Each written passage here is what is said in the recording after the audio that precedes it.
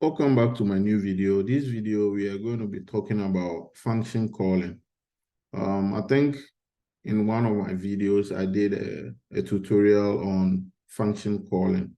Okay, so if you haven't watched that video, please go back into one of my videos on function calling and then have a better knowledge before coming here, or you can still start from here. So function calling, it according to the description here, it says what large language models learn from external tools, okay, because their knowledge is limited most of the time.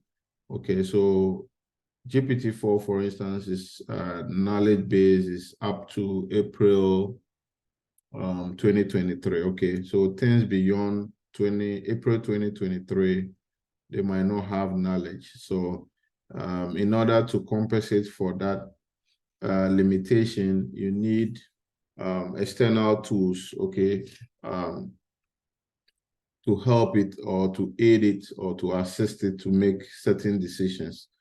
So that is why you need a function calling.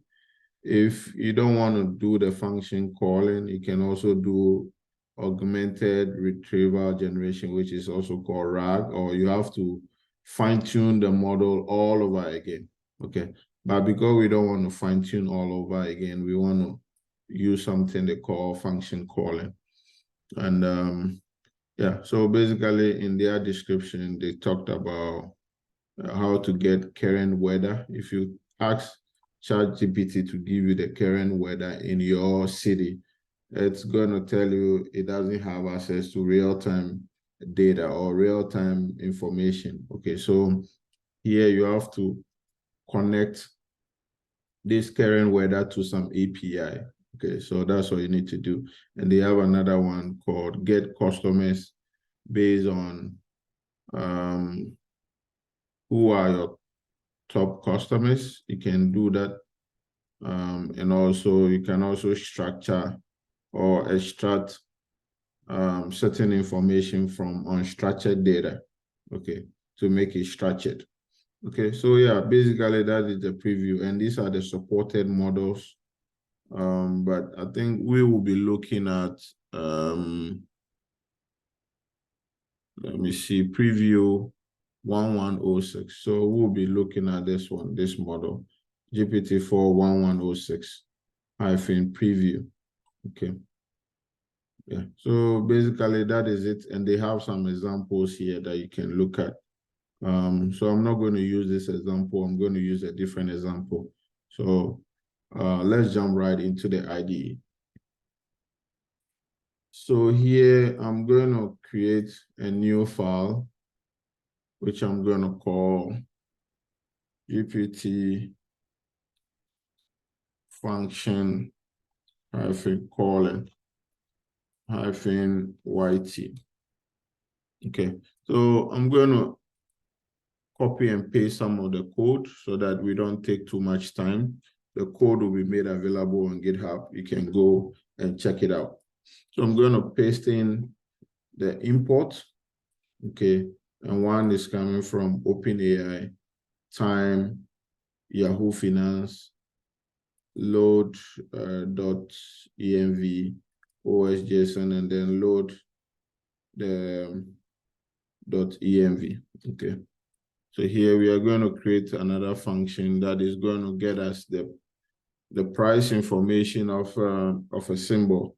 Okay, so this function is to get a stock price, and this is going to take the symbol as the parameter and then return the price. Okay, based on this period, 1 day period, and this is going to extract the closing price of that stock. Yeah, so basically that is it for that function. And the next thing that we want to look at, we want to create a class, and this class we are going to call it assistant manager. And within this class, I'm going to paste in some few code, and this is the the init function. Okay, so this is going to take a string. So let's take it that is a string. And this is also going to be a string which is already in quotes. So you can see it right there. And then this is the model that we are going to use. And it's GPT-41106 preview. Okay, then we create an instance of this OpenAI. And then we assign it to the object client. We pass in the model, assistant is none, thread is in none, and then run is also none. Okay. Yeah, so basically that is it. So if I go to assistant, for instance, the overview, this is what the assistant, so this is the new API that OpenAI just introduced, and this allows you to build AI assistant within your own application. An assistant has instructions and can leverage models, tools, and knowledge to respond to user queries. The assistant API currently supports 3 types of tools. So we are going to use the retrieval or the code interpreter, whatever. But we are going to do for code interpreter retrieval, but in our case, we are using the function calling. Okay, then our next coming video will do something on retrieval and code interpreter. So in the future, we plan to release more OpenAI-built tools and allow you to provide your own tools on our platform. So this assistant API has 3 options. The first, it has 4 options, sorry. And you have to create an assistant, you create a thread, and then you add those messages to the thread. And then now you run the assistant. Okay, so these are the 4 main steps that you need to follow.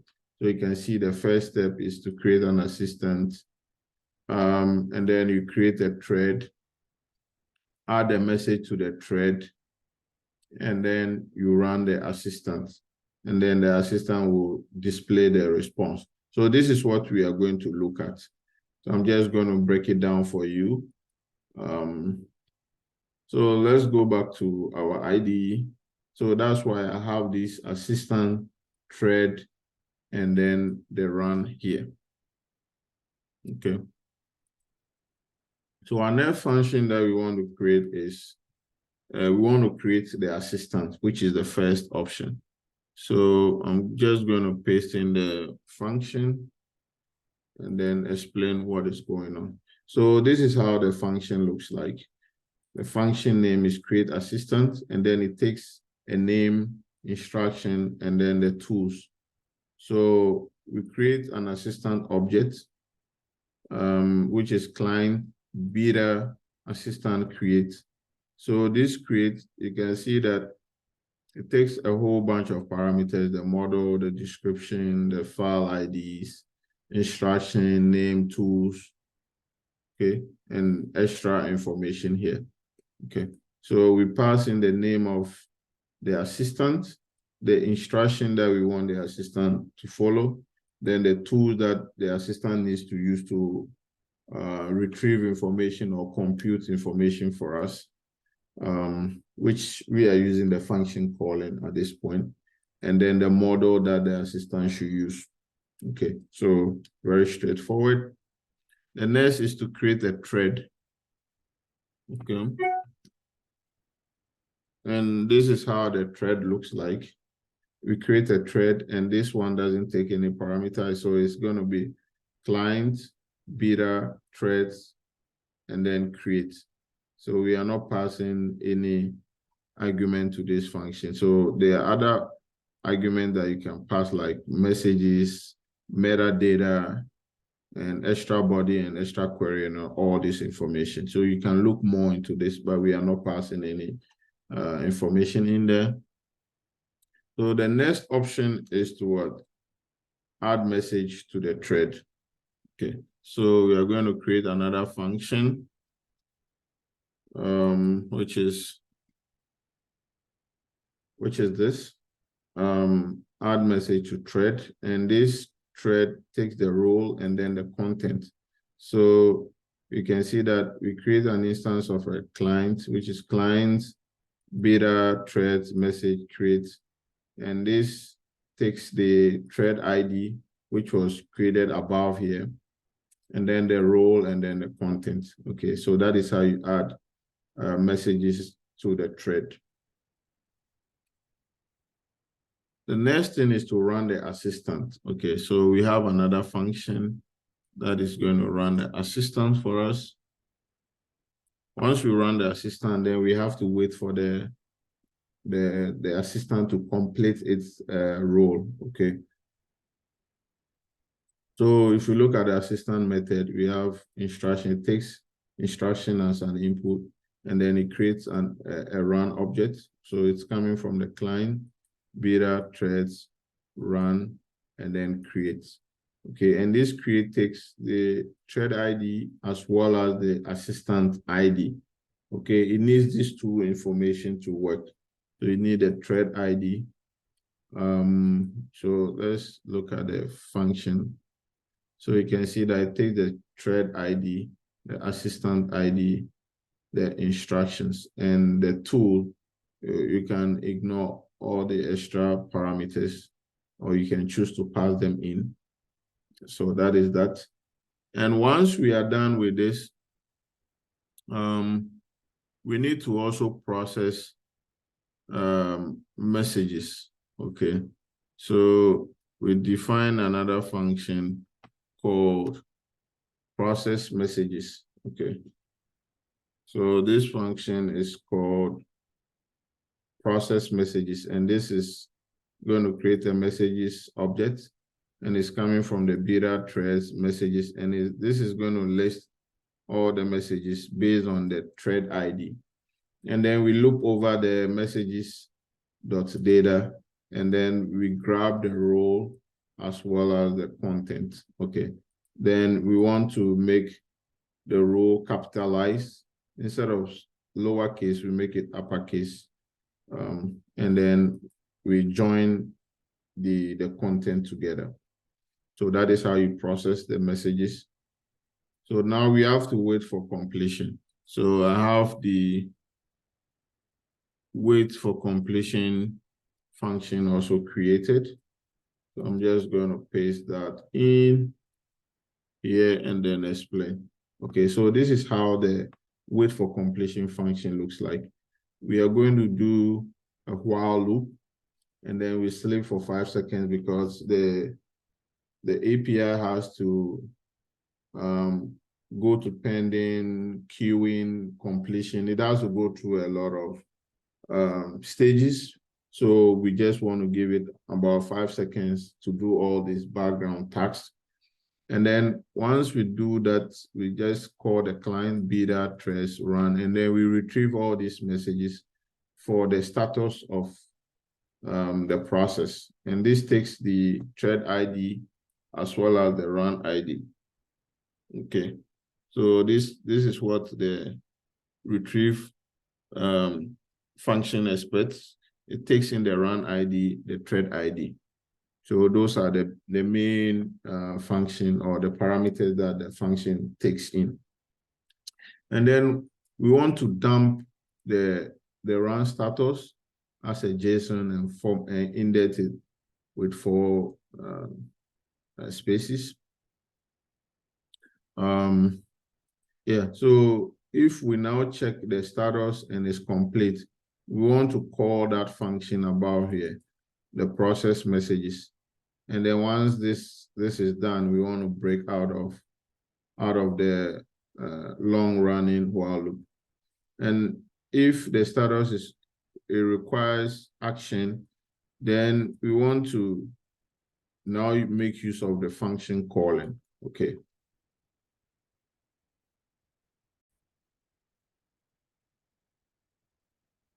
Okay, so once the status requires action, and we want to print this message and then call this function, call require function, and we pass in the required action, submit tool output dot model dump.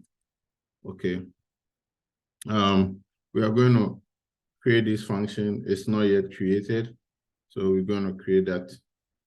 Let me do this. Okay. So I'm going to paste that function in and then explain what that function is doing. Okay, so you can now see that this call is happy.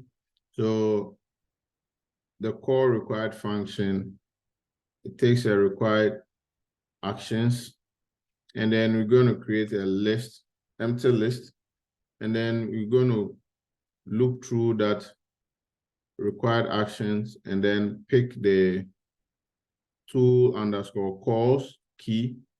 And then once we have that action, this is more or less like a JSON. So we are going deep inside the JSON file, and then we pick the function key and then the name, which is going to represent the function name. And then we also load a JSON, which is the argument. We go inside the key called function and then the argument. And then we have the function name and then the argument. And now we want to check if the function name is equal to get stock price, which is this one, get stock price. And then now we can now extract the symbol from the argument. This is also a JSON, so we want to extract the symbol from it and then pass it through. Now we will have an output. Okay, that output will go through this function, which is the symbol, and get a price for us. So once we get the output, we append it to the tool output. It's a list, so we're going to append the action ID as well as the output. Then now this tool output, we submit it to this function, submit tool output. So this submit tool output is going to take the thread ID, the run ID, as well as the tool output. Okay, so this is where you see submitting output back to the assistant. Okay, so that is it. And the next thing we want to do is create a main function. So I'm going to define the main function. And then I'm going to do this. So once we define the main function, we want to instantiate the assistant manager and then the API keys, okay? And then we pass the API key to the assistant manager, which is the class we define up here, okay? Once we do that, now we want to create the assistant, which is the first step. The first step is to create the assistant. Okay, so the first process is to create. So we say manager.create assistant, and this assistant takes a name, instruction, and then the tool. Okay, so the name, instruction, tool. So the name is data analyst assistant. They said the instruction is you are a personal data analyst assistant. And then the tool is what the type is function.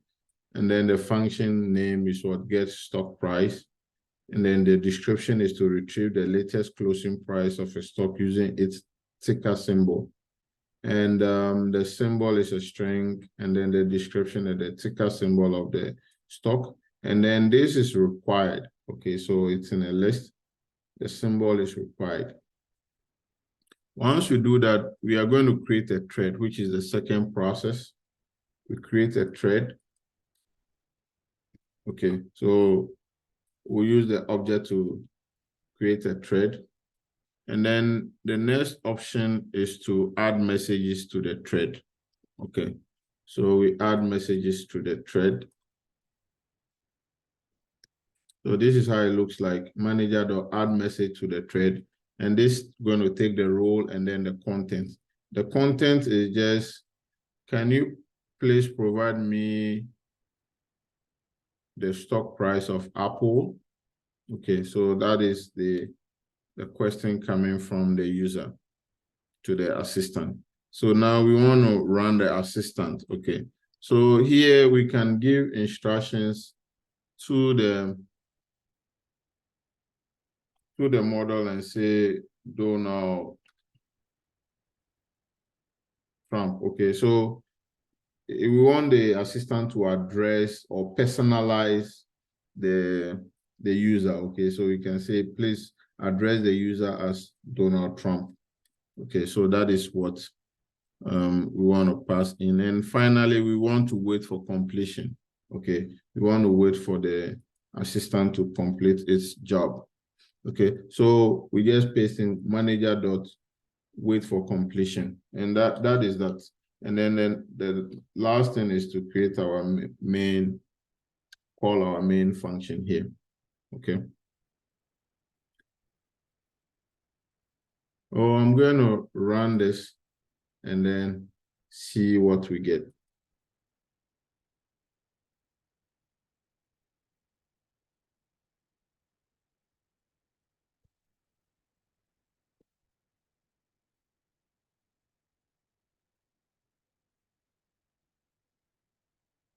It's still processing, so let's wait for the results.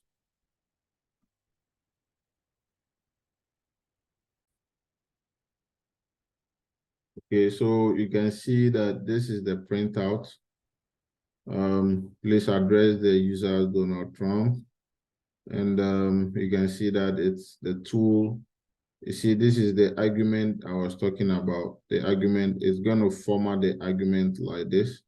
And then this is the name of the function we want to call. You can see the thread ID. The thread ID, this is how it looks like. What else?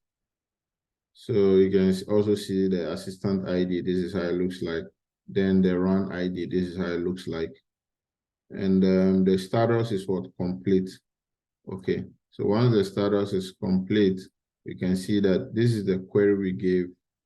Can you provide me with the stock price of Apple? And then it says, the latest closing price for Apple stock AAPL is $184.74. Okay, so basically this is how you use the assistant API to do function calling. Okay, so if you like this video, don't forget to like, share, and subscribe. I'll see you in the next one. We are going to do something very similar to this, but then we are going to use the code interpreter as well as the retrieval tooling. Okay, so I'll see you in the next one.